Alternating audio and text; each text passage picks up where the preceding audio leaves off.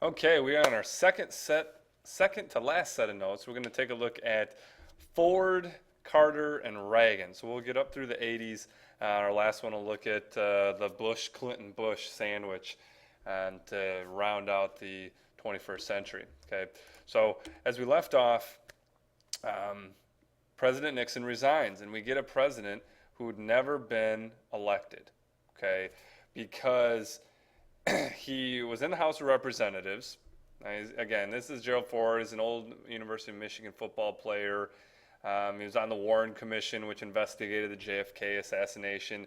And there was some stuff with Nixon's first vice president, a guy by the name of Spiro Agnew. And he got in trouble for tax evasion, embezzling money, taking kickbacks when he was governor in Maryland. So all this came out when he was vice president. So he resigns. Now, according to the Constitution, if the vice president resigns, the president just gets to pick his vice president. So he picks Gerald Ford, mild-mannered, easygoing guy. He becomes vice president. Well, then when Nixon resigns, Ford becomes president. So no one ever voted for Ford to be president, and here he is. He's the leader of the free world.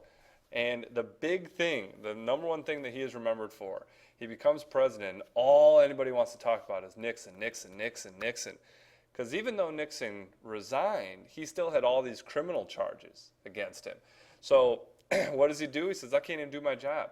You can see here, I, Gerald Ford, give a full pardon to President Nixon, to Richard Nixon. So all absolute pardon right here, all of those things, those charges against him dropped. Okay, Nixon never had to go through trial, criminal trial, and just dropped. Now this is really going to be the stain on Ford's record. I mean, because people are like, dude, Washington is so messed up. We can't trust anybody. These people aren't held accountable. It's all a bunch of lies and secret, and this is just another, more of the same issues. Okay. Now, Ford comes in at a difficult time. The economy really drops. You have massive inflation, 11%. Okay. We start to having issues with oil, okay, in the Middle East. There's a lot of stuff going on in the Middle East, which we won't dive into. So he comes in. We still are paying for Great Society programs, Medicare, Medicaid, all those programs with Johnson. We're still trying to pay for the Vietnam War, and he kind of comes in, and things are not good for our economy. Okay, so he's going to get blamed for that. You see here, wages down, prices up. That is just horrible. Okay, so Ford comes in, difficult situation. All right. Now, in his foreign policy, continuing this idea of détente. Remember, we're still in the Cold War, so we're trying to still have good relations with the Soviet Union. The Helsinki Accords, which are going to try to focus on human rights on those Eastern European communist countries. And also, North Vietnam is going to invade South Vietnam, and Ford goes and asks Congress for money, and Congress says, sorry, no, we're not giving you any more money. And this all happens in Ford's short presidency. And really, whole time has this sour odor of illegitimacy, that he can't hack it. He's not a real president. He didn't get voted. You see here Saturday Night Live making fun of him, Chevy Chase. Okay, just really nobody takes him seriously. He doesn't have that commanding presence that a president usually has. All right, in the '76 election, he is going to be beat. I almost said whooped there. It's pretty close, by a Georgia peanut farmer, Jimmy Carter. Okay. And we'll get a new president. Now, the big thing with him, he's a Washington outsider, okay? He never worked in Washington, D.C. He never, was a congressman or a politician in Washington, D.C., or worked in the cabinet, or was in a secretary position, or, wasn't a lobbyist. He was completely out of Washington, which was a good thing. People wanted somebody they could trust. And he's an old Bible school teacher, really knows he's a good, hard-working, decent man, and that's really going to help him out. Okay. Now, Again, you have here, you see the lines, you have energy crisis going on. We're out of gasoline, you can see, because the Middle East really starts to tighten their grip on oil for the rest of the Western world and really holding back oil because we, the United States, supported Israel. So you have Israel and Egypt, the two big players in the Middle East, and we support Israel. Most of the Middle East is Muslim, so they're going to hold off our oil, okay? And he gets faced with all that, okay?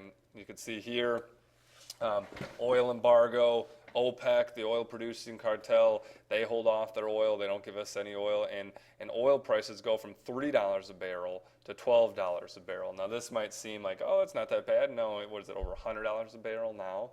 But you got to think about going up 4 times in just boom.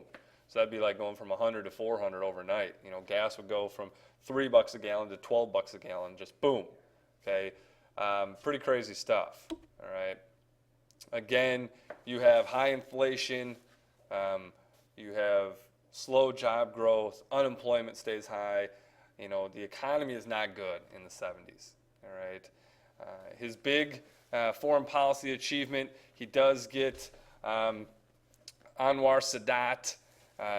This guy here, he's the leader of Egypt, and Menachem Begin of Israel to get together in the United States at Camp David and have a peace agreement to start to calm down their tensions. And this is his big foreign policy achievement, that he's able to get these two countries that hate each other in the same room talking about things and agreeing to get along, at least for a little bit, okay? Now, the lasting stain on his record is the Iranian hostage crisis. Now, what happens is a group of revolutionaries in Iran go in and they storm the U.S. embassy in Tehran, in Iran. And they take over 50 American hostages for over a year, okay? And what they want, the United States was not very sympathetic to the revolution they had, and they're holding these hostages until we can agree to some of their demands. And they're going to keep them there and actually until the day President Reagan is sworn in. Okay, there's a botched rescue attempt, but this is going to be the big stain on his record.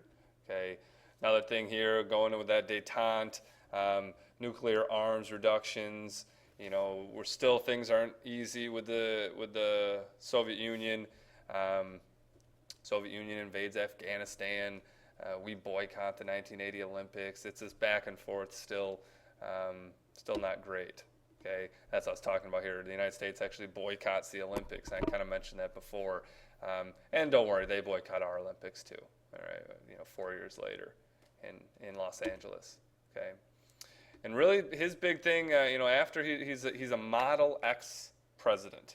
He doesn't have the best presidency, but after his presidency, he wins a Nobel Peace Prize. His popularity goes up quite a bit, 64%. Does a lot with Habitat for Humanity, a lot of stuff with human rights, and really is a great spokesman for the United States, kind of as an ex-president. And President Carter's still alive today. Okay, now Ronald Reagan, the only president to wear a Nazi uniform. What, Mr. Flynn? Reagan was a Nazi? No, Reagan was an actor, and he played a Nazi commander in a movie.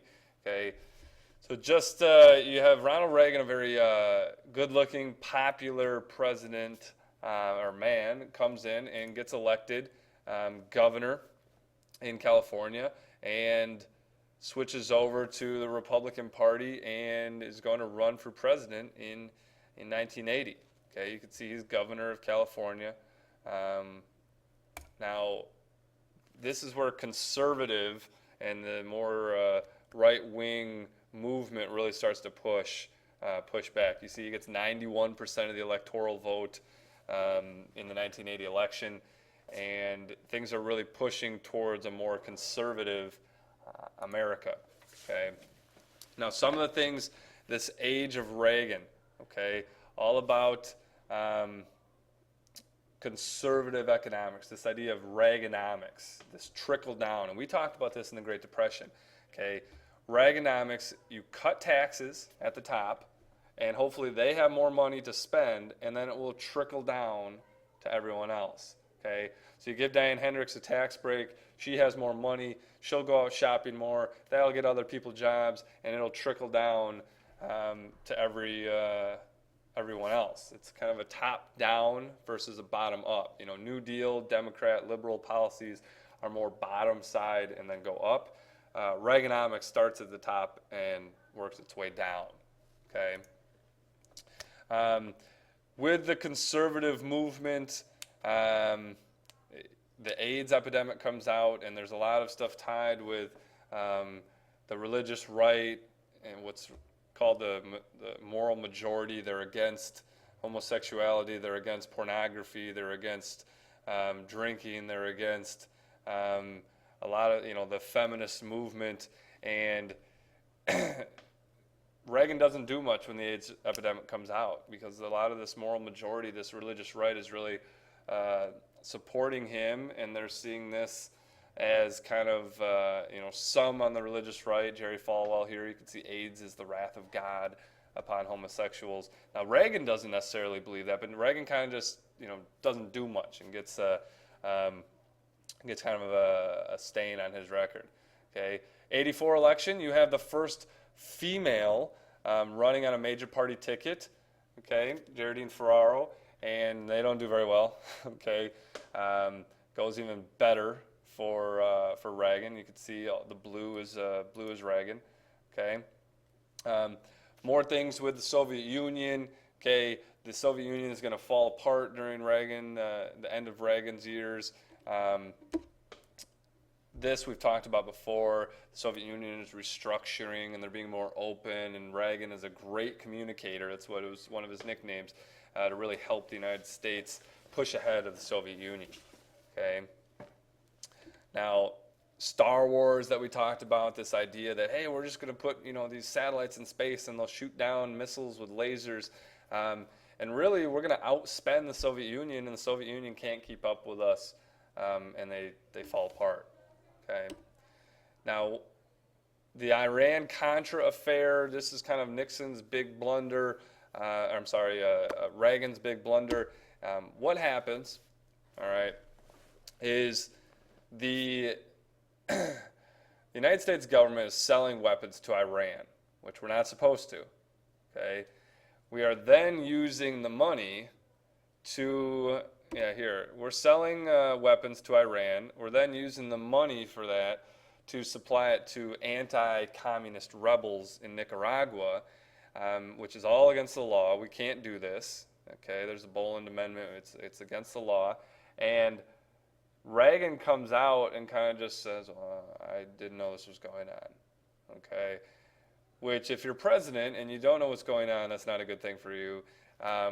And really shows, that Reagan maybe didn't know what was going on underneath him. Maybe he wasn't paying attention very well.